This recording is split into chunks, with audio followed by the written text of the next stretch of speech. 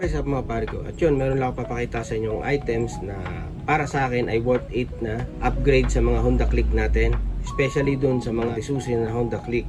Yung bago kasing Honda Click ngayon na 125 ay meron na siyang variant na keyless. So yung sa atin ay 2024 model.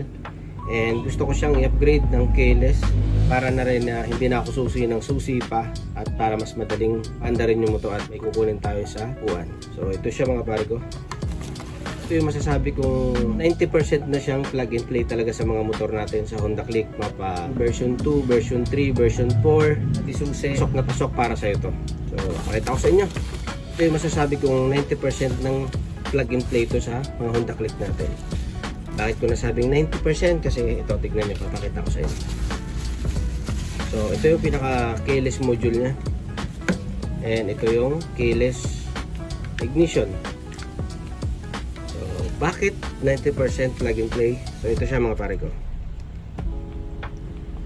So pagka plinag mo yung module na dito sa wirings, wala nang ibang gagalawin.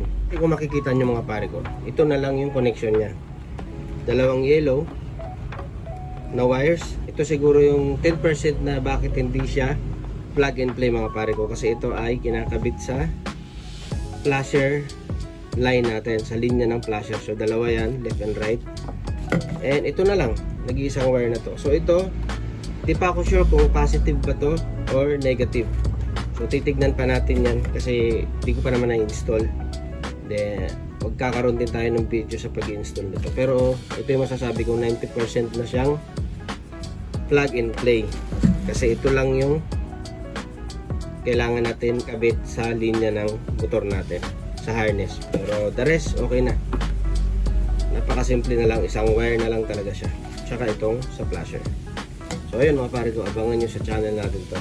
I-upload ko yung yun ang pagkakabit nito.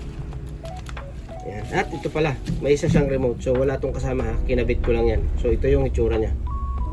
Yan, ganyan yung itsura nya. So kinabit ko lang to para hindi magasgas. Yung keyless system na to ay isang remote lang. So ganun din naman kahit yung bagong Honda Click ngayon na version 4 ay isa lang talaga yung remote. So kailangan mo lang magpa-duplicate. So ito naman ay mag-update din ako. Gagawin ko rin ng video to yung pag-duplicate nito. So yun lang mga pare ko, napakasimple. And ito yung manual. Manual na hindi binabasa. So yun lang sa package niya. Yung box, simpleng-simple lang. Walang branding. Pero makikita mo naman dito sa keyless quality naman. Sa plastic lang makikita mo na. And ito lang module.